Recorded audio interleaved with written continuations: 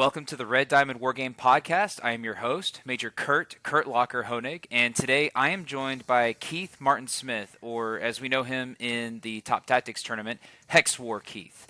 Keith is the games master and founder of HexWar Limited, which now, combined with Code Wizards, develops professional military education games, including Company Commander Modern, the platform currently in use by the Marine Corps University Fight Club for the Top Tactics 25 Wargaming Tournament. Keith, thank you for joining me today. Okay, thank you. It's a pleasure to be here. I've been listening to your podcasts the last few weeks and enjoyed them immensely. Awesome. I'm excited to hear that. Please note that all opinions expressed are entirely those of the participants and do not reflect the United States Marine Corps, our respective organizations that we are a part. So there's a lot of topics that you and I can get into today, but let's start off with the origin story. How did Company Commander Modern come to be, and how did you get involved with Marine Corps University and the MCU Fight Club? Okay, it's strangely a long history, though we didn't necessarily know it. We've made board game conversions as a company going back to 2002. Many of them are classic historical games from companies such as Simulations Publications. Any old guys like me, I'm an old guy, out there who played these games in the 70s and 80s. We put these games up, you could play them online, early adopters of playing online. And we ran those systems then through to 2016, 2017. And around 2010, we changed our focus to more mobile, casual war games. So we built an awful lot of games on iPhone, iPad. Some of your listeners will have played games like Tank Battle 44. It's been very popular in the Apple App Store. And so that became our focus. And around 2016, 2017, we started to wind down these old games we'd been maintaining the last 15, 16 years. And we got a telephone call from Mr. Barrett saying, and Tim Barrett being the director of wargaming at Marine Corps University, and said, we were using those games and we're trying to take them offline. So that just gave us a great introduction to say, hey, let's make sure we keep those games that Marine Corps University want to use working and maintained. And it also became an introduction to the other games that we've been developing. And there just became a great synergy between the work we'd done on casual war games and really this requirement to have a game which became Company Commander. And so over the next 2 to 3 years, we worked on our casual gaming platform. And nowadays, it's way more advanced than anything we possibly imagined back in 2017, 2018. Yeah, outstanding. And it's a fantastic platform. It's one that I didn't know about until the previous year in the Top Tactics 24 tournament. Right. How long did it take to develop the tournament scenarios that you used for Top Tactics 24 and then what you have coming up this year in Top Tactics 25? Okay. So it varies as to just how much customization there has to be. So if we take Top Tactics 24, we'd already done all the work and the research on the formations and the structures for both the Chinese and the Marine Corps forces.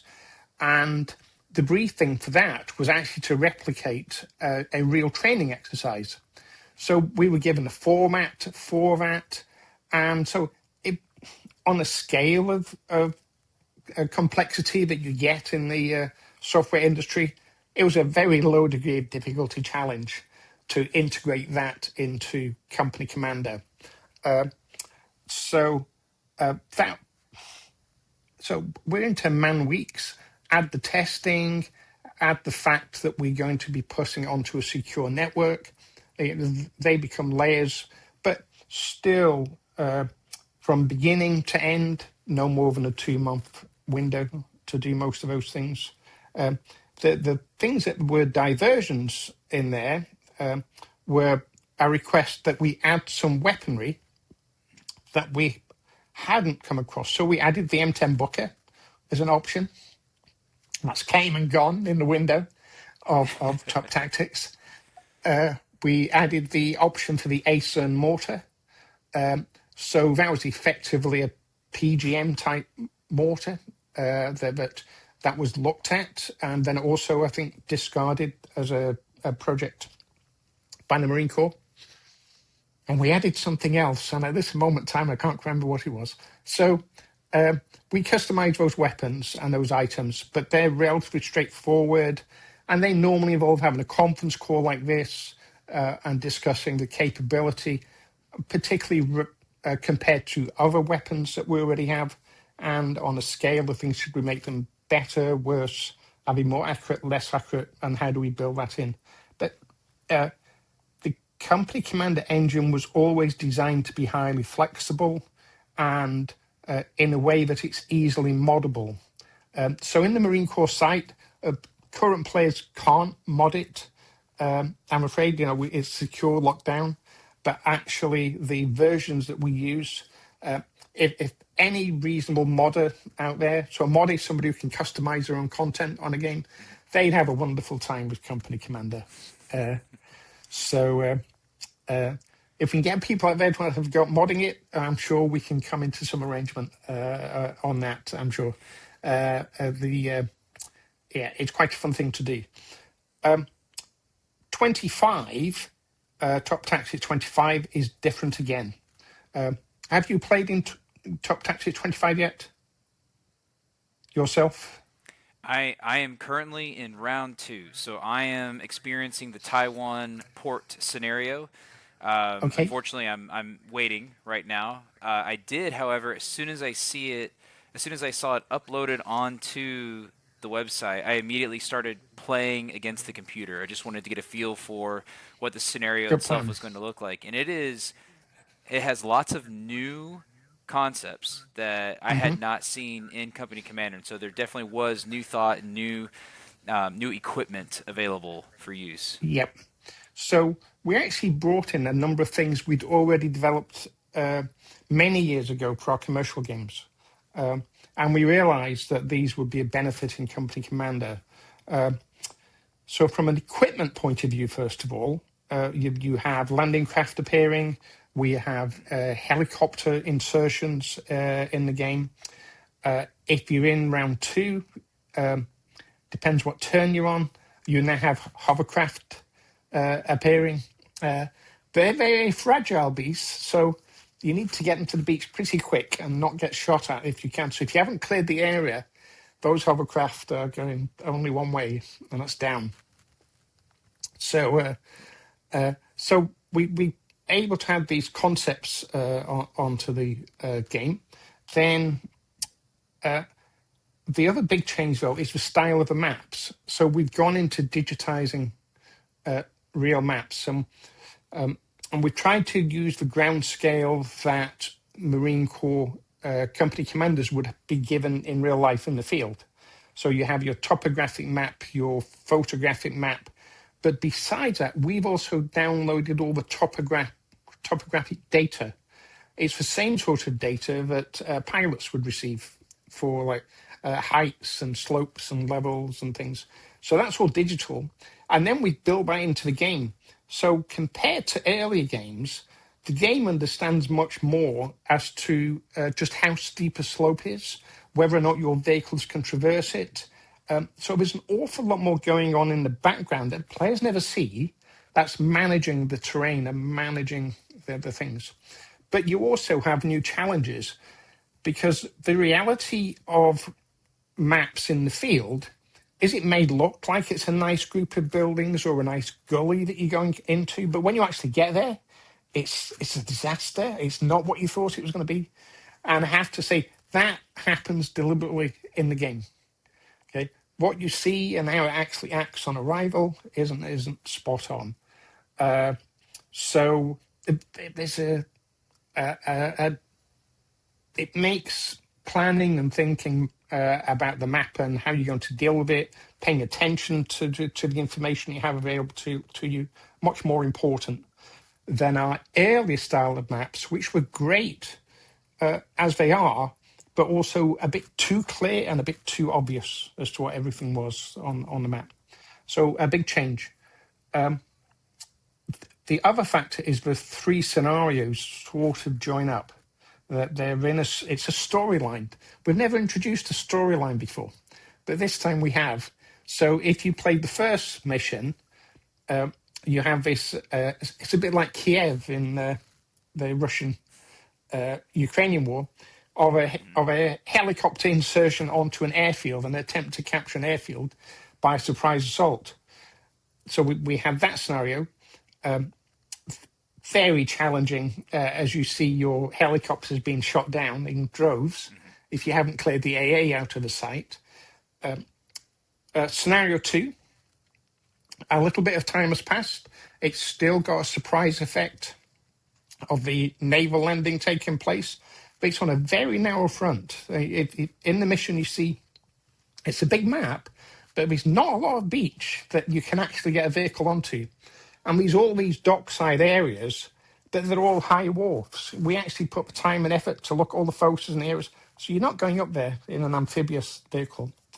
And the Chinese vehicles are all designed to shoot while at sea. And they've got 300 millimeter rockets firing from the Chinese mainland, which are devastatingly effective. So you bring in your landing, and can you get ashore and stay ashore? Then the third scenario is actually back to our beach area, our airfield area, but we've extended the map to go back to a beach, which is very close to the airfield, and it's a much wider beach. So now you've got the option for a wide area insertion, but this time it's a bit more like Arnhem, because you have to get ashore and go and relieve the paratroopers that inserted onto the airfield. So you're against the clock to do that.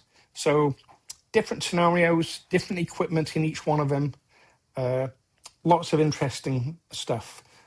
The final change we've made for Company Commander players out there is the scale of the units. The game is Company Commander, and as a blue player, overwhelmingly your units represent one infantry squad, one weapon, one tank. But for the red player, you're often up against battalions or as much as a brigade, a vast formation. And to manage that, we've made most of the core units platoon size units. So, and the AA is managing the detail inside, and it's managing all the ammo for every single tank inside the platoon. But it's kept the number of units manageable in the game, even though we've got this very large formation. It's, again, this balance of playability versus realism. So it's a bit shocking for some of the players to think, there's 60 tanks out there. It's an awful lot of tanks, So quite fun. And this whole idea that we brought into the game, you're learning a lot about equipment, but it's actually, I think, our most exciting missions because of this time scale. Hopefully, I mean, I have to ask you, when you had all those helicopters coming in, is that blue or red? Fascinating, I hope. Absolutely, incredibly compelling, and I will admit that your highlighting of the maps really does capture the amount of progress that you have made in the game in such a short amount of time. And I sincerely hope that's a product of such a positive response from the first Top Tactics tournament just 1 year ago, and the influx of new players, including me, including many of my peers, who found the game incredibly valuable, just like you're describing, understanding the capabilities of enemy weapon systems, and then now, so that was very easy to see in Top Tactics 24, recognizing that these PRC infantry fighting vehicles can frankly outshoot just about everything that Yeah. we have in the U.S. inventory. That's an incredibly important lesson to learn, and that's a beauty of wargaming, in that you might read that on a piece of paper or in a notebook or see it on a slide in a presentation.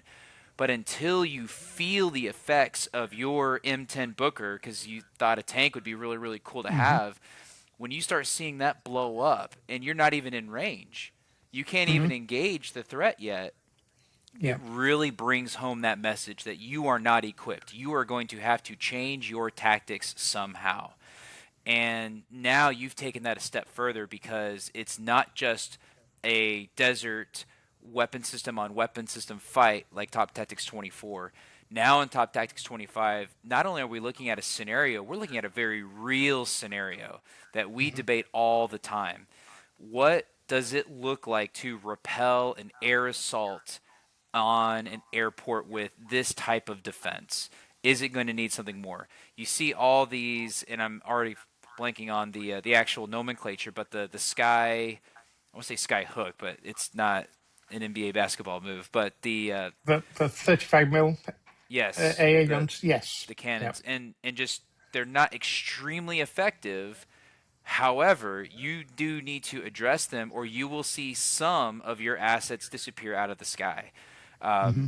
For me, I tried several iterations, and for competition, I actually delayed delivery of my troops for a Yeah. couple of turns because I wanted to take the extra time to fly the drones that I had available a little further to destroy just a couple of more anti air assets before I delivered my airborne infantry and fighting vehicles.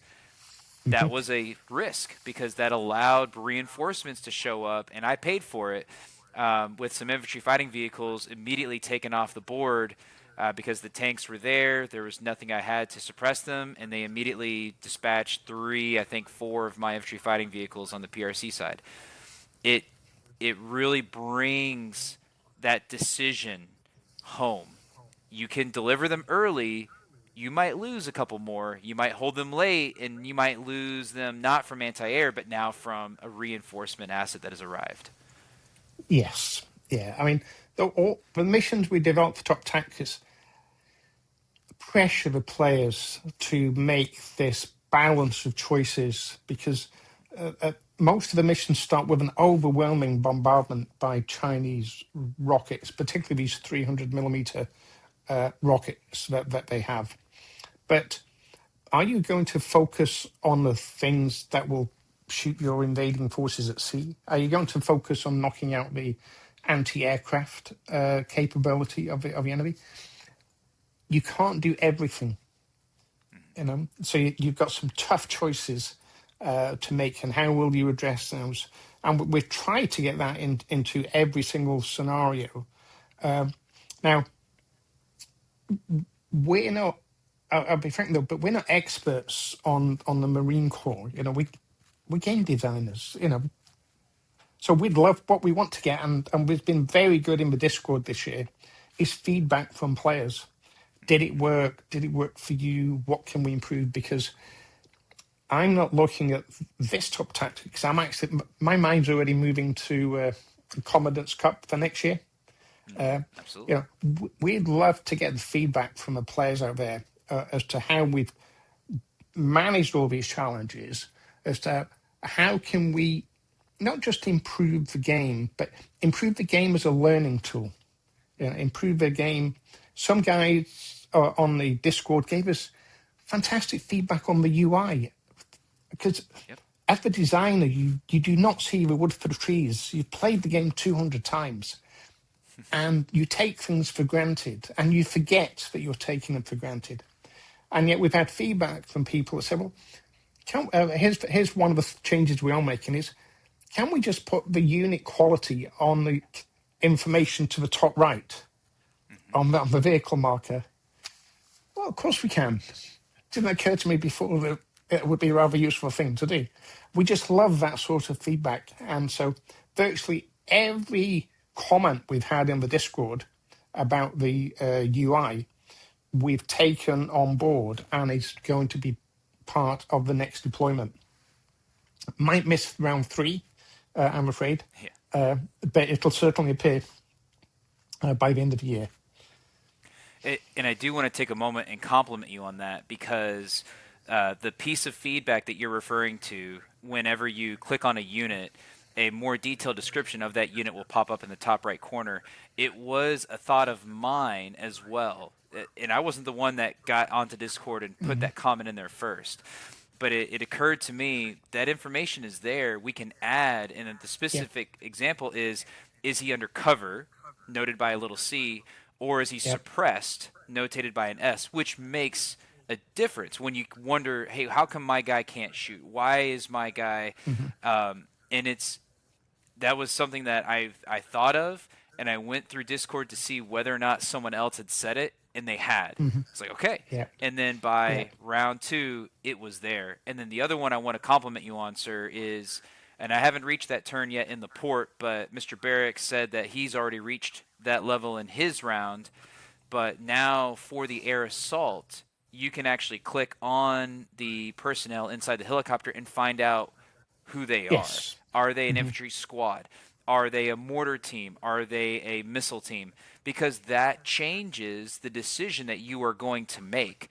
And that was something that we rapidly figured out in round one, where we realized, oh, it would make more sense for me to keep these platforms at this part of the airport that I have secured, and I'm going to push these further forward. I'm going to risk these closer to the enemy. I'm not willing to risk those because these are long range assets. A Mark 19, I want to push that one forward because it can have devastating, and I'm assuming Mark Hmm. 19, the PRC equivalent of a Mark 19, the automatic Yeah, grenade that's it. launcher. Like, I want that thing forward, and then I accidentally have it really far to the rear because I didn't know that was what was in that helicopter. So those are two pieces of feedback that you received and so rapidly were able to implement them. Can you elaborate a little more on what goes into implementing those changes? Okay. It depends. If you imagine that the game is in three parts, there is the application. In Windows terms, an executable file that you click on to play a game or an app. Um, Now, if we have to change the app, then it's quite a big job because we're running on a secure network. We have to go through an awful lot more testing to get it passed and deployed and live. So it's time consuming. Even a small change can be expensive to do. So we try to keep the app fairly solid all the time. Then we have a middle tier, uh, which is a scripting language. So through the scripting language, for example, we can tell Russian units to follow doctrine in the game, or in the scenarios, we can put different commands for the AI. If the unit goes, if the enemy does this, I'll do this. If the enemy goes there, I'll do something else. Um, so that's external, and it's all text, very free text. So if we comes up in a scenario that we need to change the phasing of the helicopters arriving, we found out it was too soon, too late. Uh, we can change that in minutes, and we don't have to change the application itself. And the third set of things we have are also external, are all of the unit and weapon values. So if we have feedback that, say, the accuracy of a javelin isn't quite what we ought to be, or we have the range of a weapon wrong, or take the grenade launchers. I'll be honest, we've reviewed the grenade launchers, the Mark 19s, more times than I care to think about. But it's just data. It's just data. So we can edit it and change it. Normally, within 24 hours of somebody suggesting we make a change, we can put it in, we can test it automatically. We have an awful lot of auto testing tools. So if we make a change, we can tell the computer to play itself 100 times, and it'll just play itself. And we know we don't have any crash issues on that. It doesn't deal with game balance. Want to play a real person for that, but we can do an awful lot automatically. And so the only delay is when is our next scheduled deployment to link up with the tech team at Marine Corps University to make our changes appear in their network. And we typically deploy once a month. So Okay. if we can make a change in October, the deployment beginning of November, it will be there. And what size team do you get to work with? Because like I said, it's HexWar Limited, but it's also Code Wizards. So I know Yeah. you have a team of people that are all working together to create this product. Mhm. What does that team look like? Okay. It varies in size because as HexWar, we are effectively the group that design all the games.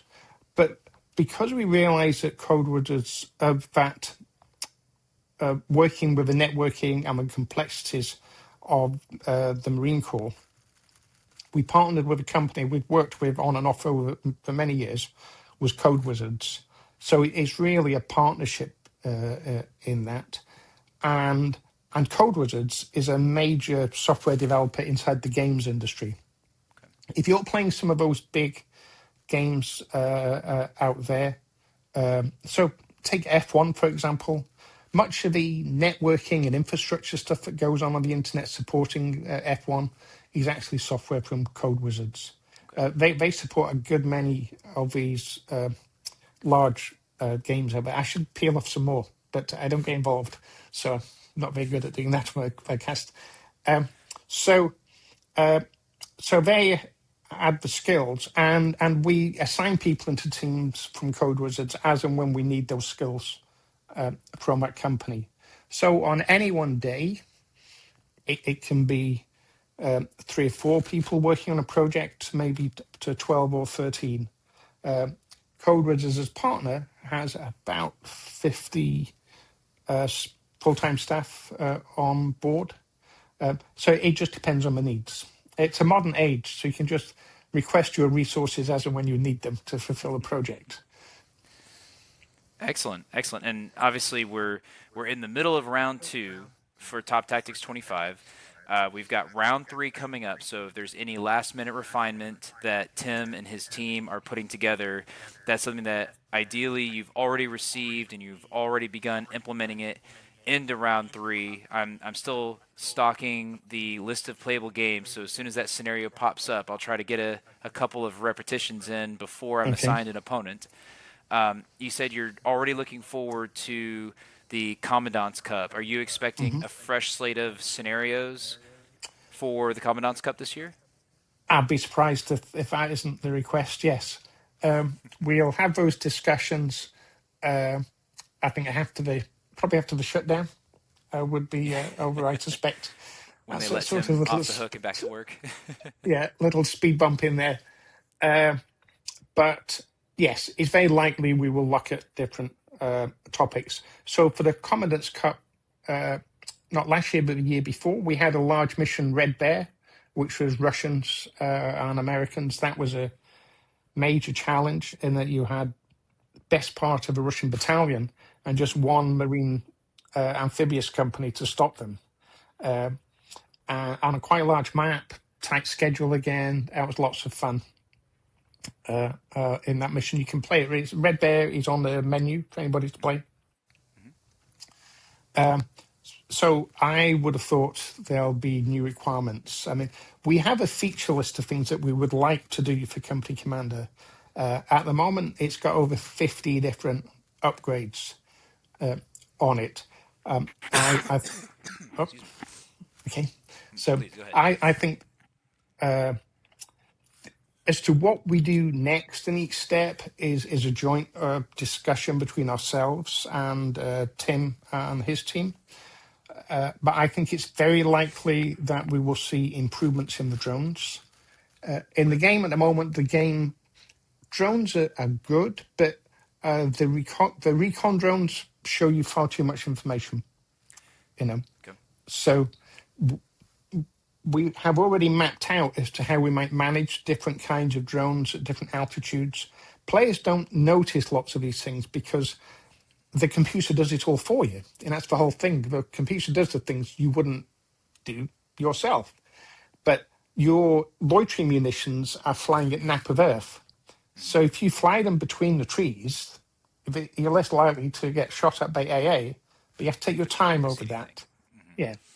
Um, and if you some of the drones go at sort of a medium altitude and have some flight very high altitude for you, and that gives you bigger areas to see or smaller areas, but either less detail or more detail. So we want to bring that into the game and give the drones a line of sight as well. So Okay. some of the launching munitions will only are likely to only give you a relatively narrow view of what's in front of them as they go by. So we'll do a bit of experimentation on that. So I think we'll see a change on that. The other thing I think we're most likely to see is drone technology generations. Now, the thing about the Ukraine war is most of the drones are really first generation. Uh, you know, they're relatively basic. They're relatively easy to bring down if you have the electronic warfare capability to deal with it. And the difference over there is just volume. I mean, the numbers. I mean, we're talking typically 150,000 drones a month. I mean, these are vast numbers of drones, but cheap and cheerful. Whereas if you're up against a high tech opponent, and also an opponent in the first weeks of a war, then it's not going to be a problem of 150,000 budget drones. It's a fact that if we take the Chinese as an example, they're going to be second, third generation drones that our electronic warfare will struggle with. Right. We don't really know. So the game will have to, we want the game to be able to cope with some and not with others. What's in some of the scenarios in the game are the fact that the Chinese also already have AI driven drone swarms. If you play a scenario with a drone swarm, nothing's stopping it at the moment. Not in our game anyway. You know, if there's a group of 24 tank killer drones operating as an AI driven group, whichever they aim at, that's gone. It's Yeah. just gone. But that drone swarm probably cost in the order of $500,000. Sure. It's not a cheap thing to do. So, so whether we have first, second, third generation electronic warfare capability, second, third generation drone capability, won't make any difference to the individual players, and they don't have to know this. It will make a big difference to how those drones perform on the battlefield, though. So I think that's probably high on the list as to what we would do. Then probably tweaking the amount of information we show players. So Okay. you get your information about your own forces, but if you're operating as blue and you look at the red forces, you probably still receive more information than you should be entitled to. And we also probably need to make it a little bit fuzzy. In that, you can miss. It's fairly easy to mistake a ZBD04 as a tank at Right. distance, or not to notice the thing's got a missile that's about to kill you. So, so a bit of fuzziness in information. None of these things are very complicated to add. It's the bigger task when you do these changes is play testing and making sure you haven't broken the game. I'm a fanatic, and Mr. Barrick's a fanatic about playability, that we keep the click rate down, the number of times clicks you have to do to make something happen, Yes. that we don't lose that essential playability, that ease of play that's in the game. And I think that's exactly the beauty of Company Commander right now, and the target audience that we're engaging right now. By its own title, we're trying to simulate the decisions that a company commander is going to have to deal with, have to face. And a lot of what you're describing are considerations that a company commander is going to have to be aware of, be cognizant of, make decisions about. And I think there's a lot of value to expanding some of those difficulties, the capabilities of the drones, both in their destructive capability, but also their visual capability. But some of that is not necessarily going to be easy or relevant to that company commander, but it's important for his boss. And So his battalion commander, his regimental commander, they need to be thinking about some of these things because how you mitigate those limitations likely will not come from a resource available to a company commander, but it might come from a battalion, regiment, or a division, and that's something that we all need practice on. So I would very much enjoy seeing some of that. That is something that some of my peers have observed. The the visual capability, it does enhance the playability of it. I think it's going to get more junior Marines involved, and that's important as well because I want them to learn the capabilities of the adversary's weapon systems. I want them to learn the limitations of our own weapon systems and begin to think about their role in all of this. So it's less important that they recognize that a micro VTOL drone can't actually see that far. Hmm. um, Yeah. but that being said, I appreciate that in the current port scenario, I have something of like four of those drones up in the air, and I still can't see everything that's going No. on my own shore. And that is very accurate in terms of what situational awareness can I expect if I'm defending this spit of beach that a much larger adversary, much more prepared adversary force is trying to take. I'm not going to be able to see what's going on. I'm not going to see what everything that my reinforcements can see all brought to one spot. So I do appreciate that that is slowly reaching that level of realism.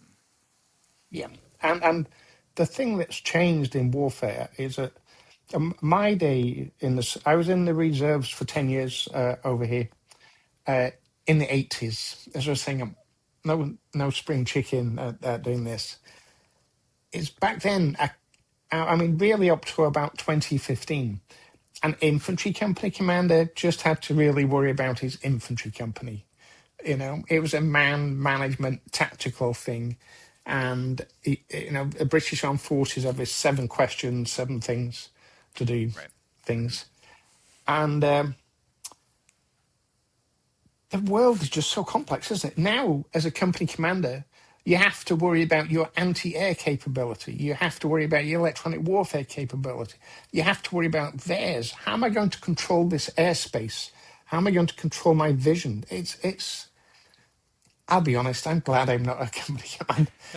But the task is much more complex. And although we talk about wanting some of these decisions moving up, are decided up the food chain of command, actually, more and more things are being pushed down Yes. as to at lower and lower levels. I mean, even being to call in artillery, almost every infantry section has a trained observer who can call on the net to call in artillery. That's so That's right. different to not so many years ago. Uh, so it's a rapidly changing environment, and again, it's just a simple, easy way to learn some of these things.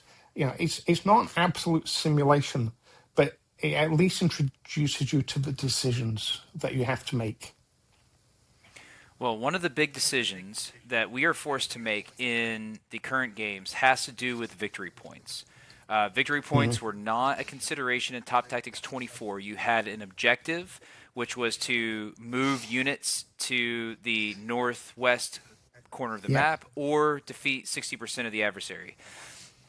In this year, you still have the ability to win a match if you defeat now 70% of your adversary.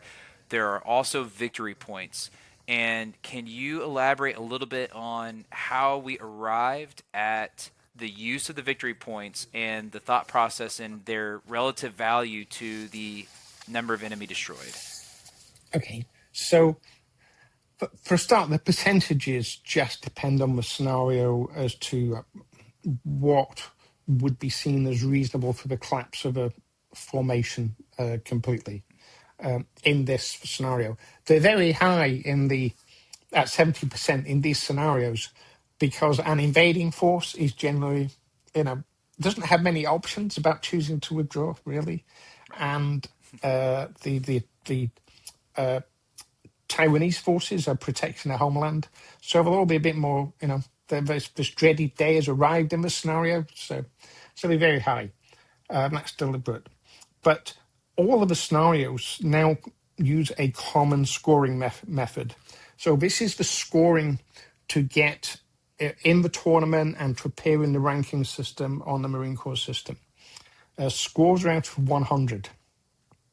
And we've been through a good number of iterations on this to arrive at this. There are 20 points for achieving the mission objective. So if the mission objective is to capture 10 control points, 10 key areas on the map to secure the area around the port, and you hold them on turn 20, I think it is in the scenario, and you've got the required number of key positions, then you've achieved the mission objective and you score 20 points, but only 20 out of 100 because we put 80 points into a simple pro rata of the losses from the two sides. So there's a simple formula running all the time as to what percentage force have you lost, what percentage of your force is remaining, what percentage has he lost, and or the enemy lost, and what percentage does the enemy have remaining. So that just adds up to 80. So the outcome is you can, in theory, nobody's done this yet, I don't think so, achieve the mission objective and score less than your opponent. And that's because your losses were horrific compared to what they did. And it has become unacceptable. And what you probably should have done is call it a day. I mean, and that is a key aspect of how we run the games with Marine Corps University. So all of your tournaments are running where you're playing as both red and blue. You know, we've not run any competitions where you only play red or where you only play blue. You play red and blue and you put the two scores together. And doing that has had an enormous change in the behavior of the players. Because if you only play one side, typically in a game, it happens all the time in video games, but we're playing games that represent real challenges in real life. Is in a game, as you're losing the game, you tend to increase your risk level in an attempt to win the game. But actually, as a company commander, if it's not working and you don't think you're going to get there, you don't think, oh, well, oh, if I roll a 6, I'll capture that hill. We don't think like that in real life. So we want the players to scale it down and stop. If you're not going to win, get the best score you can while you're losing. Now, the other thing happens in games where you play one side. That is when you're winning, you now feel you have a degree of comfort that you're winning. So incredibly, what you do, and we do an awful lot of analytics on this, by the way, is you increase your risk level again. Oh, I've got a margin to play with, so I'll do that risky attack to take the hill. Which in real life, if you're achieving the mission objective, you don't want to do unnecessary combat, unnecessary engagement. So that was part of your previous podcast. One of the gentlemen talking there talked about the fact that just losing 2 points from an unnecessary combat could be critical. And so we want the players to have a secure, solid win. And if they're not going to win, withdraw, shut down the operation, bring it down. Put your two scores together, and the player who wins is usually the one that had the best defeat. Because you did your best in minimizing your loss. So our scoring mechanism actually rewards that behavior. 80 points for losses. So when you're playing, don't do unnecessary combats. Don't take unnecessary risks. Yeah. That what I do know is the players who do well in the tournaments plan, take their time. It plays like a video game and it plays really fast. But when you have a map and you have an order of battle, if you take the time and plan how you're going to use your forces, I assure you, you'll be joining the best players in the things they do. Planning is everything. Absolutely. And again, I sincerely appreciate the opportunities to get a couple of dry runs against the computer, not necessarily because the computer is going to reveal some kind of tactic, because certainly for this game, no computer has replaced any opponent that I've played. Every Yeah. opponent that I have played has always done something that I hadn't thought of, that the computer hadn't thought of, and it has forced me to, it has, just like you're describing, it has forced me to plan. How am I going to use this asset? I have a choice. Am I going to keep it somewhere elevated to do one thing, or am I going to push it forward to do something else? Each has its own assigned risks. What am I willing to sacrifice? What am I willing to chance on achieving something more mission related? So I think most of us in round two, just like you're describing, have recognized that LCAC's very susceptible to numerous different means of destruction. And that Hmm. pays off a lot, because you might not know what's on them, but you know there's a lot more on each LCAC than there is on the infantry fighting vehicle. However, Yeah. these infantry fighting vehicles, once they come ashore, can start engaging your exposed assets via missiles. So that is a risk that you are taking. And that, I think, is the most valuable part of playing these games. It's making us think about all of this. And that's frankly Yeah. why we are so grateful that you've created this game for us to play. Okay. Okay. Well, I'm glad you like it. A quick tip on your landings, which it's sort of in the briefings, but I often wonder how many players. It's often hidden in the sentence, but you may have noticed that your Chinese equipment, while at sea, can generally engage in combat. There's lots of videos of Chinese amphibious units shooting while. Now they're not as accurate while they're out at sea. I mean that's just part of the game. But the other thing is they're only firing their main weapon. When those amphibious vehicles come ashore, you need to find a way to take a time out and not do anything with them, because that'll give the units time to take off the covers from everything that was waterproofed to get there, particularly bolting on a missile onto the launcher. And if you come ashore and start wading into combat, you'll still be playing with just your main gun. You won't have any of your secondary weapons working on your vehicle. That's what's buried there in the game. It's equivalent of having to take a time out to reload. That's I haven't reached that point in. I do think I picked that up in my internal practice rounds. I haven't reached that part of the game yet. Okay. I got one asset ashore and it immediately was destroyed. So I got to wait for my next asset to get there. But that's a great note.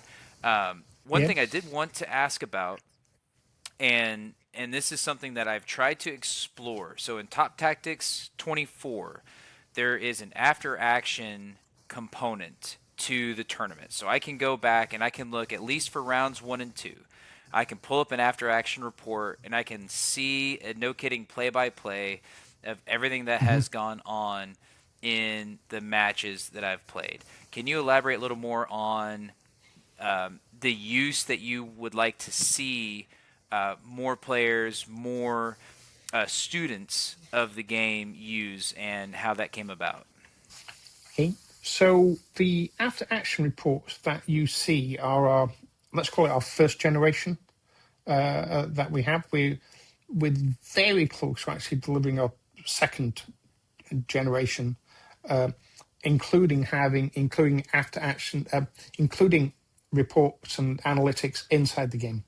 Mm-hmm. But you've got the advantage that you can look at the missions and look where everybody died, and you suddenly see these heat maps of where everybody focused and was vaporized. And eventually we'll put the data together to look at groups of players and common behavior and the behavior of the top performers to the rest of the group. So being able to review where the action took place, you'll also see that, and these are common things when I look at the reports, we can download everything and look at the games.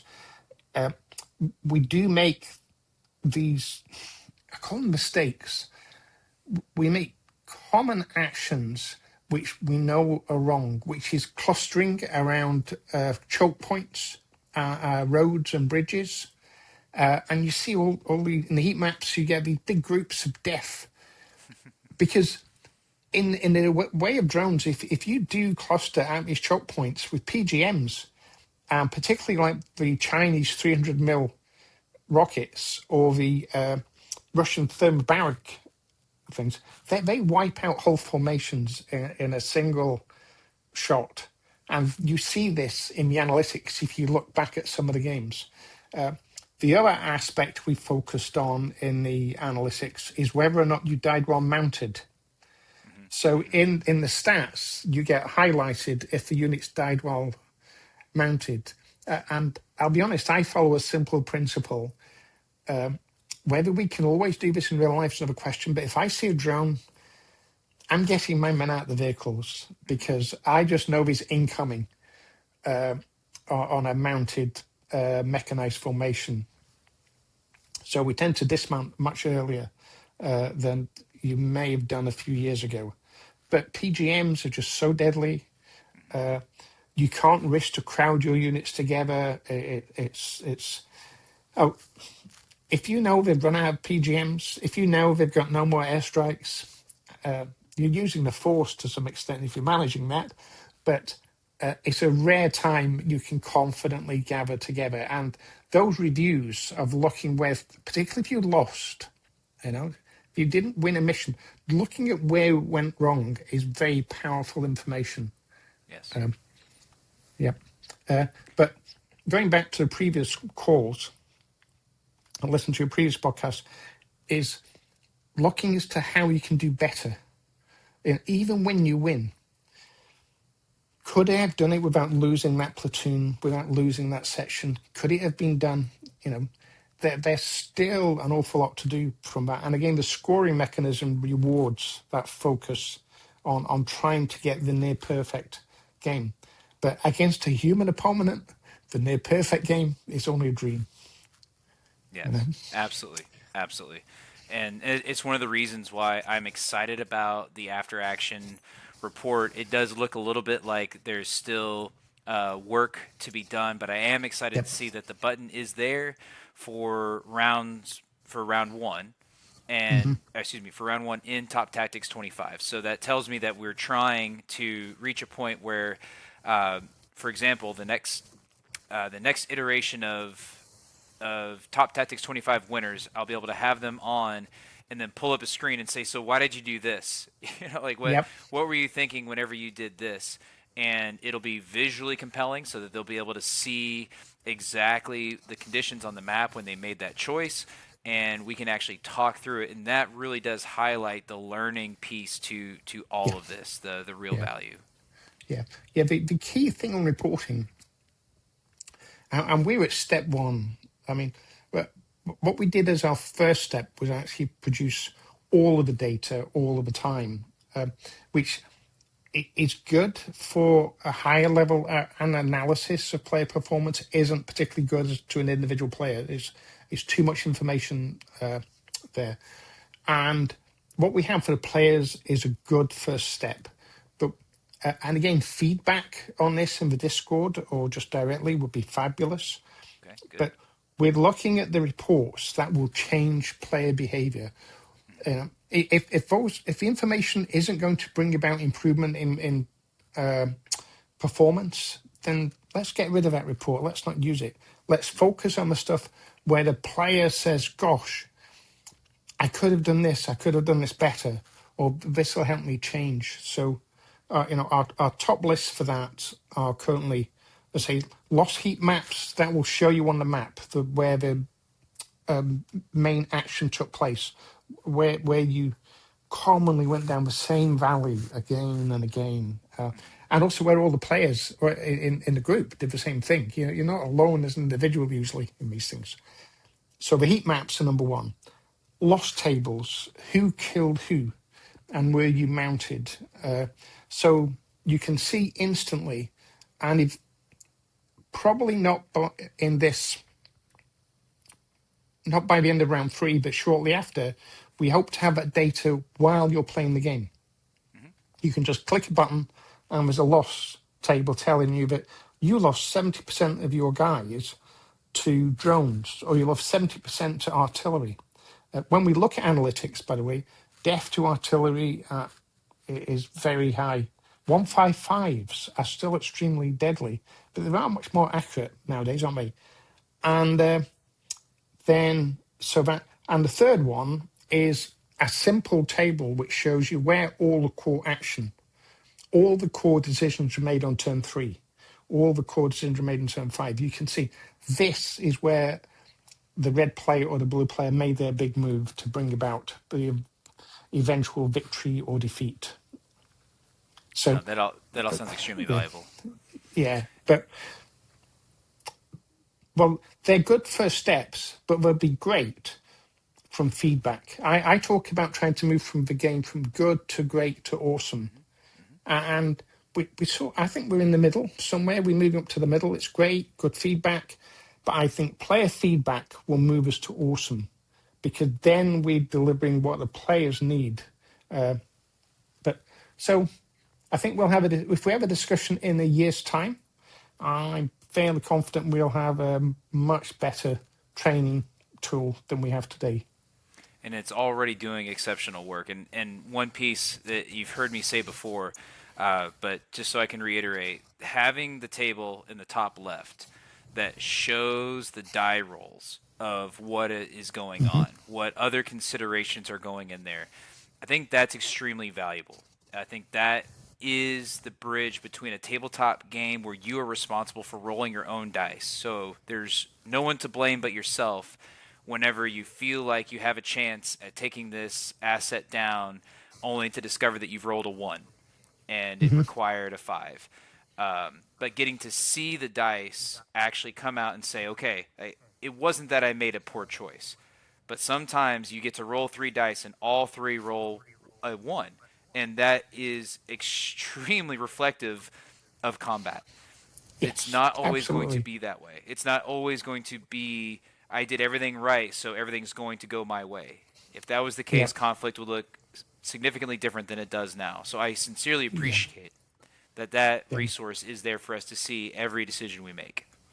yeah. I mean, I have this thing. I'm slightly fanatical on it about trying not to get too focused on the die rolling during the game. Hmm. And I'm very happy with what we've done and put the die rolls to the side so you can see it. But with this focus on your percentage success rates. But we do get player feedback saying, I shot 4 javelins, they were each at 68%, and they all missed. Yes. Well, you know, my experience in the armed forces is no matter how hard you try, you know, when you run across a field and it's muddy, we bend stuff, we damage the sights. You know, you don't mean to, uh, but you never end up with all the equipment you started with. It never works out. And No. so, and it's silly things stop you hitting targets. And the game sort of has to allow for this, that we can't just say the manufacturer said they have a 90% hit rate with a javelin. Yeah, in a good day with the wind in the right direction. But reality is 101 other things just mess up. Never mind the fact the other guy's shooting at you. You know. Yes. So Yes. And yeah. nothing changes the fact that if you have 3 drones, 4 drones, each with a 50% hit kill rate, all 4 can miss because Yes. you don't combine percentages. If you're flipping a Yeah. coin, then your percentage does not change based on the behavior of the 3 previous coins. It's Yeah. difficult to wrap your head around that sometimes because you feel like you're wasting a lot of assets. And frankly, like Yeah. you kind of are. But that also is the nature of conflict and combat. You're like 90% still means there's a 10% chance that it doesn't hit. And there's Yeah. any number of Well. reasons why that could be. Yeah. I mean, a simplest analytic I use in some of my presentations. If you do 3 attacks at 50%, and you just need to kill one enemy, and you do 3 attacks at 50%, that's actually a 1 in 6 chance of failure. Yeah. Yeah, that's Yeah. what 1 in 6. 1 in 6 has happened 1 in 6 times. In fact, often a lot more often than 1 in 6 when you're playing the game. So don't. That's not guaranteed. But players tend to work mentally that 350% is 3 times the chance, Yeah. which is just, that's what we tend to do. It's a heuristic. It's a normal behavior thing. I've got 3 times a chance, but you don't, you know. I have been the beneficiary of Tim Barrick's Operation War Game System Facilitators course. Oh, yes. And one of the very first things that he does is pull out a percentage table, because a lot of people struggle to recognize that a die roll, it's like I only have to beat an 8 and I get to roll a d20, or I get to roll a d16. Yep. Like this feels like I have such good probability of success. It's like, okay, let's Yeah. actually take a look at what that looks like on a chart. What does that actually mean before you start assuming that you should be victorious every single time you engage something. Yep, absolutely. And that's possibly a weakness in, war games, training games compared to real life, because I think in real life, you're unlikely to take that degree of confidence that Yes. I will succeed, it will work. You hope it will work. So, yes, it's a very tough one in that players in normal behavior, even a genius at mathematics, makes incorrect assumptions as you go through a game on my odds and my chances, particularly as you're up to the 15th attack at 25% or whatever. I should have succeeded by now. And no, the thing to do as a player is all you can do is move the odds in your favor, and you'll do that most by planning and maneuver, good decision making in the game. If you do all the right things, you will succeed. Yeah. Yeah. I mean, at the end of the day, if you manage to get around the opponent, the game manages the front, the arm, the facing of all the units. If you've got an attack on the front, an attack on the side, the good guys on the side, Pappy and mash your armor on the side, you're going through. Maneuver is everything. Then the odds won't matter. You're still going to win. That's been a real discussion point amongst some of my teammates. It's like, I don't understand why these drones don't work. It's like, have you tried attacking from somewhere other than the front? It's like, I've Yeah. never tried that before. I will try that in the future, and that complaint went away very Yes. very suddenly. And also, take the Ukraine. 150,000 drones a month do not even wound 150,000 people. I mean, they don't wound a tenth of that. And if you take the analytics from early in that war, where we had tens of thousands of 84 and other very accurate weaponry, and they killed a lot of tanks, but it was still probably maybe 5 AT4s for every tank destroyed, even because stuff gets in the way. I mean, that just reality gets in the way. If you ever want to read a good books on reality in warfare, there's a great series of books, Marine Corps Tank Battles by C. Gilbert. I'm sure it's a Mr. Gilbert. There's tank battles in World War II, tank battles in Korea, Marine Corps tank battles in the Gulf War. Okay. Fantastic. But the other thing about those, they're great books of just all the stuff that gets in the way of you operating optimally. That just lots of things that said this is what real warfare is like. They're all excellent books. Absolutely, and I appreciate that. I'm always looking for excellent titles to read that'll help me continue to understand and appreciate all the hard work you've done in this game. I don't want to abuse your time, Keith, because you've been Okay. so incredibly generous. But I did want to ask, you've been working hard on adapting Sebastian Bay's Littoral Commander Yep. to your HexWar platform. Will you be able to give us an update on how that's going? Okay. I think, I was with some of the team earlier today, I'm very confident we're at the stage of putting a new release onto the platform today. We actually also released the first version of the Baltic edition to some colleagues in the German Armed Forces. They got the beta version of the Baltic game, and so it's been a long, difficult road.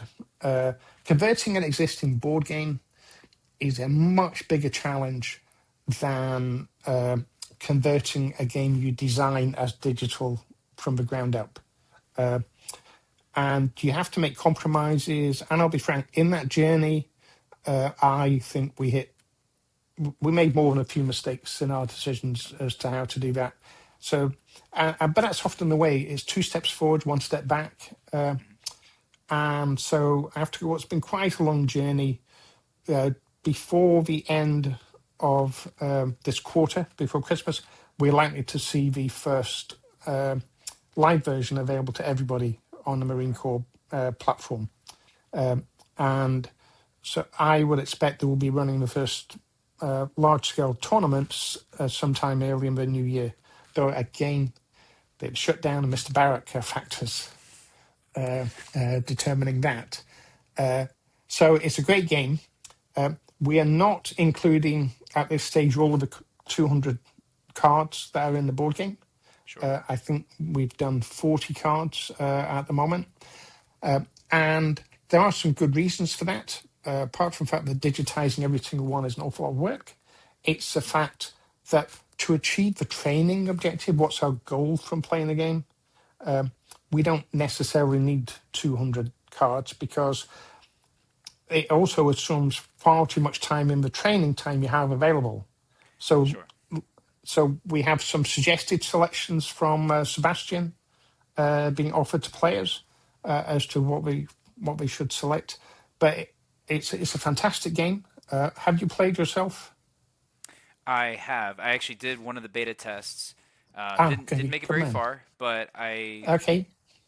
I certainly appreciated all the effort that's gone into replicating the tabletop version, because the tabletop version Hmm. was very effective in a lot of its training objectives and a lot of its educational objectives. So I did see a lot of the very good work being done. Yeah, yeah. I mean, the difference when you convert a game from a board game, and personally, I've been involved in, gosh, certainly over 40 board game conversions over the years. Sometimes you have to look at the board game and think, well, now it's digital. Do we even need to do this thing anymore? Or that decision phase that the players are doing, can we just let the AI do that instead? Because what you want to do, again, it goes to that thing I call the click rate, how many taps to do something in the game. And if you think of the number of motions and actions you do in the board game of Littoral Commander, just to do a single combat, is very interactive, isn't it? So we've gone through quite a few iterations to get to the best balance. That how will we do this when you've got 2 players online? Where we hope we will get to with Littoral Commander is that we can go to multiple players per side, Yes. and therefore each player can. It won't be this side of Christmas, but I would hope that we'll move that into being a multi-play game. That would be extremely exciting. I know Tim is always looking at new and interesting ideas. He's currently got a team tournament going on using the War Plan platform, and I'm Yep. sure he would be even more excited to have a team format with Littoral Commander, all teammates playing on one game, one board, and I think that would be very exciting to see in the future. Hmm. Yep. Yep. Yes. Well, um, I would hope for that. Also, we have another product on the way for um, targeting the middle of next year's Division Commander. Mm-hmm. We have Commander in everything, don't we? It just worked out that way. Uh, so Decision Division making. Commander, yes, will almost certainly have multiple players per side. But the difference in Division Commander is the combat is extremely simple. It's really challenging those high level decisions that you have to make in managing a formation. One of the most simple being is if you task your staff to do too many things, there is a break point at which some of those things just aren't going to happen. That is the quote I often use is that our goal is to task saturate our opponent, but all too often we task saturate ourselves, and that's one of the things that happens inside Division Commander, or you want to avoid it happening, I should say. So. Again, another introductory level game to those high level decisions that you have to make. So we have an interesting roadmap for Marine Corps University over the coming year. Fantastic. I really look forward to seeing all the progress that's made and getting to play a lot of these games myself, whether as a formal student or just simply on my own. I'm really looking forward to seeing the product of all of your hard work, Keith. Thank you again so much for your time, and I'm really hopeful that we'll get to have you back on again, maybe as a follow-up for how Top Tactics has gone, and then maybe some of these future tournaments.